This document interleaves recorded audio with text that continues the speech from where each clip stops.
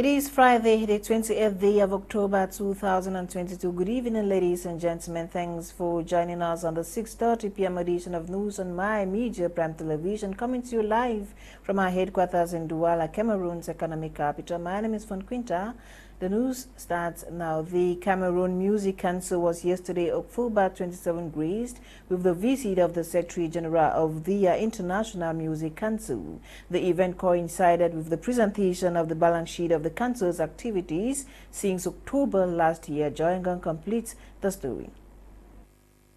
Assessing the level of advancement of the music industry in Cameroon was the major objective of the visit of the Secretary General of the International Music Council to the executives of the Cameroon Music Council on Friday, October 27, 2022. Secretary General of the International Music Council in Cameroon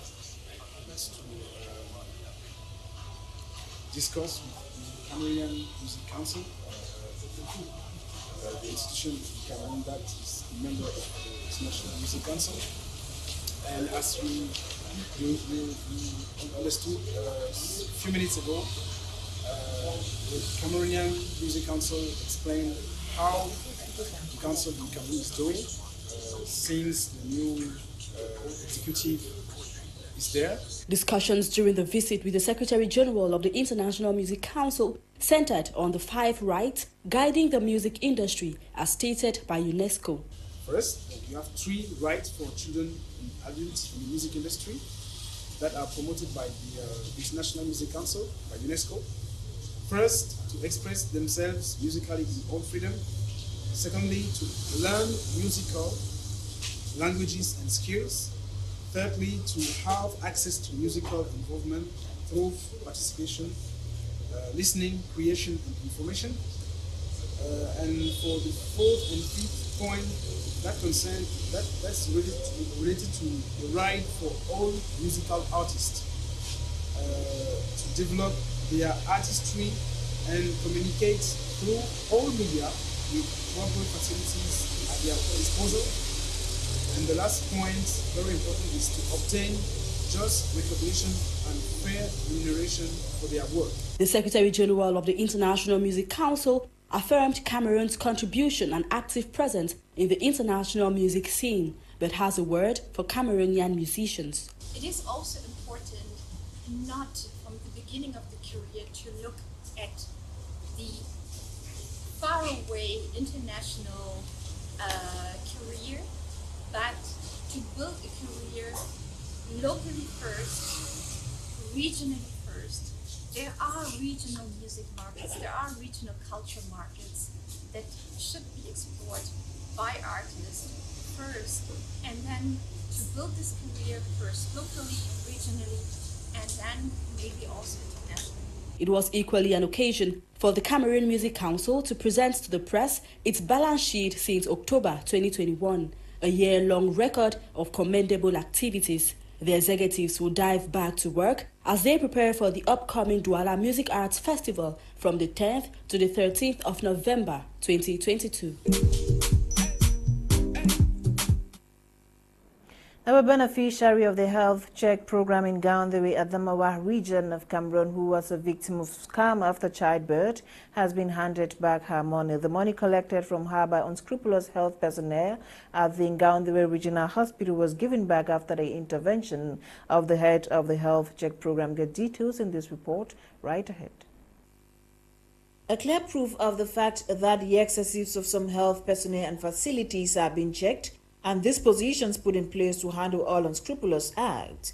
Evident is the case of this lady identified as Miss Tonga, who had given birth to a set of triplets at the Gaoundere Regional Hospital via cesarean section and was asked to pay for her surgery, blood transfusion and medications services she ought to have received for free, as her bills have been catered for by the Gaoundere Health Check Project. Informed, the head of the Adamawa Regional Health Check Project visited the facility to take stock of the situation.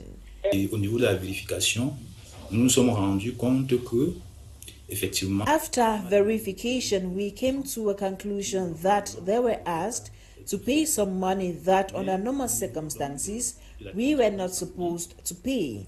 At the level of blood transfusion, we realized that because the family didn't have a donor at the time, they had to look for someone in the community for the family to take charge of the bills.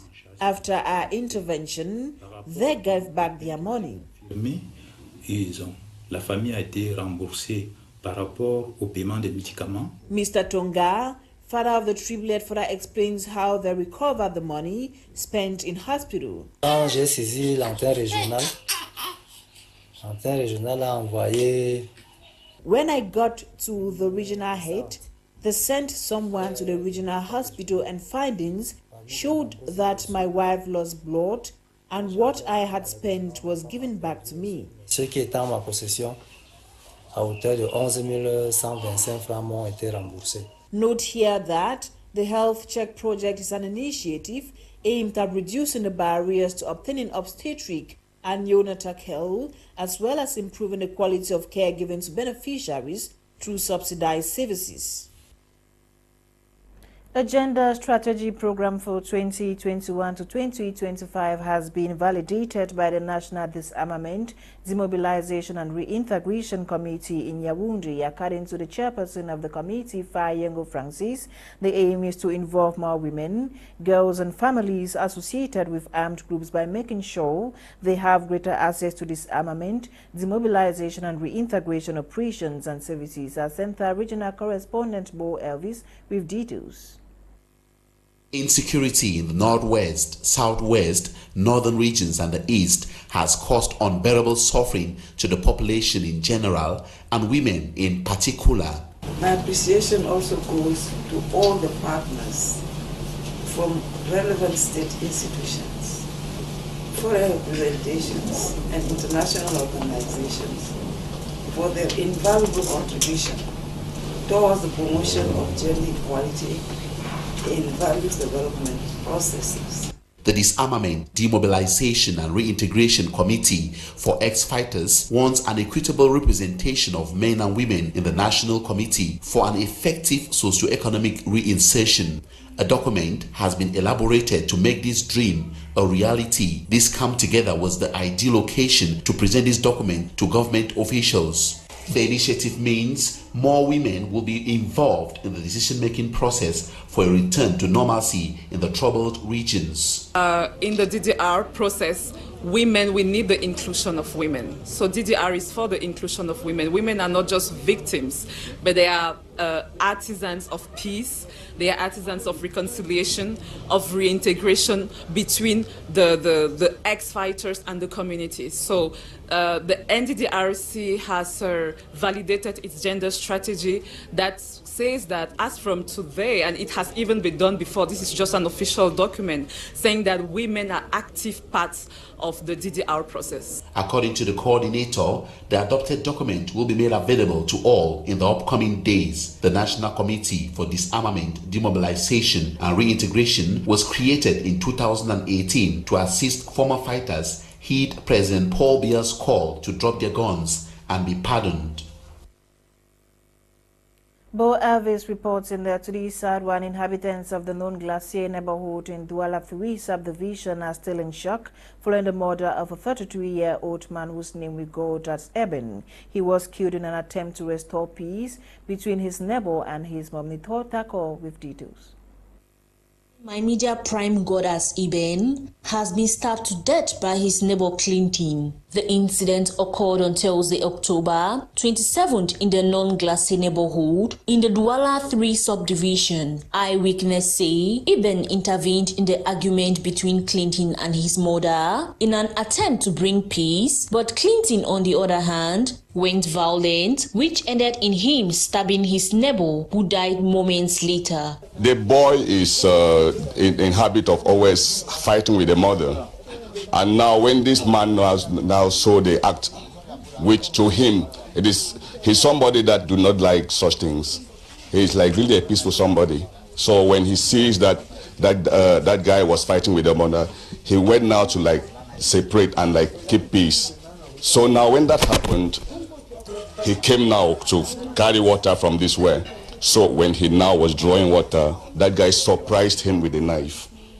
And when he was about to block, that's how the knife caught him right in. According to neighbors, this is not the first time the accused is committing such act. When we come from the hospital, when we put Ebe in the mortuary, when we're in the chef de quartier, the father, when they finish from there, the father of that child come and say that this is not the first time that child is killing people. This is going to the second or the third time. Even the village people say that is true. That is what the child is always doing. The population immediately rushed Iben to the hospital. Upon arrival, he had given up the ghost. The population, in retaliation, immediately pounced on the accused, who had earlier on attempted to escape mob justice. He was only saved by elements of law enforcement, who intervened and took him to the police station. A commercial motorcycle rider in Bafoussam West region of Cameroon, who is said to be suffering from epilepsy, yesterday, Thursday, October 27, died while on duty. Eileen Summary recounts the sad incident. While on duty at Carrefour Total in Bafoussam, chief town of the West region, this young man, whose identity is yet to be revealed, died on his motorbike. The incident that left the people in the vicinity in shock happened on Thursday, October 27, 2022, in broad daylight, when a lady who needed a lift from this commercial bike rider touched him to get his attention, but as he turned to listen to the client, he took his last breath. He leaned on his steering, while those around thought he had just fainted, but he had given up the ghost. He laid on his bike, same position, for an hour before police officers reported to the scene and alerted a medical doctor who carried out some physical checks and concluded that the young man had passed. However, sources say, although his death looked mysteriously, he was an epileptic patient and just suffered from another crisis that claimed his life. His mortal remains were deposited at the mortuary pending funeral arrangements. Away from sad news, the first batch of 3 master students from the St. Monica University have been sent out to the job market after defending their thesis under the supervision of their mentored university at a school campus in Boya. Southwest correspondent Emmanuel C. completes the story. Watching and carefully listening to all 3 students defend their thesis from the Departments of Arts, Education and Humanities and the School of Business and Public Policy from the St. Monica University Institute of Boya, the Douala University, through Dr. Amugo, was present to supervise their work. The jury was made up of examiners from the University of Boya and Dr. Fabian Sanjo, the supervisor. When the candidate approached me with such a topic, I wondered if the candidate had the skills necessary to be able to explore such a topic. Because this topic, to be frank with you, as a specialist in the field, we see this topic mostly in developed countries. After the defense, Dr. Amugo, who is representing the mentored university and supervising the whole process, expressed his satisfaction with the quality of work presented by the students and the jury selected. The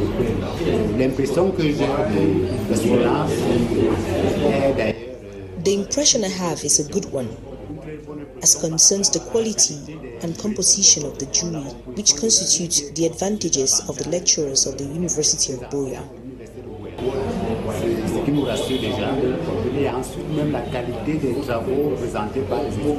What assures us is the quality of work that the students have presented, which shows the good work of the lecturers here.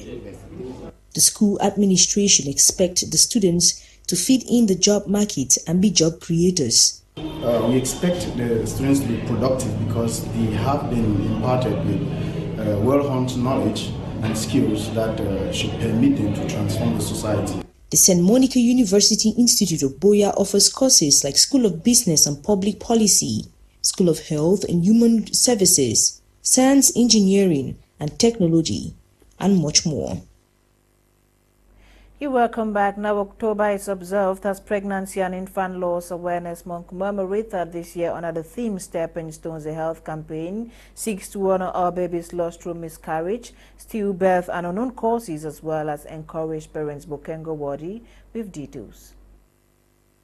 Losing a child is one of the most painful events or experience a parent can ever encounter in their lifetime. With shock, denial, anger, depression, guilt, hopelessness, unceasing tears, confusion, suicidal thoughts, and more becoming the routine of the grieving parent or parents, affecting their mental well-being, 1 in 4 women still lose their baby during pregnancy, delivery, or infancy. Triggered by many different factors such as drug and alcohol consumption during pregnancy, diabetes, obesity, a healthy diet, imbalanced weight, malaria, maternal complications, abnormal uterine configuration, autoimmune disorders, injuries like suffocation, polycystic ovary syndrome, chromosome abnormalities, infections, congenital birth defects, poor lifestyle choices before, during pregnancy, amongst others. Data from the World Health Organization states that infants who die within the first 28 days of birth suffer from conditions and diseases associated with lack of quality care at birth or immediately after they are born. With the first month of life being the most vulnerable and delicate period for a child's survival and lifetime living, reducing the estimated 2.4 million neonatal deaths for these babies depend usually on the health personnel's facilities as well as choices of the pregnant and nursing mothers. Nonetheless, exclusive breastfeeding, proper sleep patterns, vaccination, knowing medical health condition like high blood pressure, diabetes so as to put it under control during pregnancy, avoid smoking, drugs and alcohol consumption during pregnancy, signing up for pre-pregnancy program at the hospital, together with making antenatal care visit a priority during pregnancy, are some recommended ways by the Centers for Disease Control and Prevention to help combat pregnancy complication and infant loss this month of October and all year round. To support the 2022-2023 start of the Cameroon Elite 2 football season has been rescheduled to a later date, earlier programmed to begin tomorrow. Meanwhile, Day 3 of the Elite 1 has been programmed to run this weekend. Details and more in this report put together by sports lady Ayong Besong Magdala. Cameroon Elite 2 Championship, initially scheduled to kick off this weekend, will no longer happen as planned, as it has been postponed to a later date.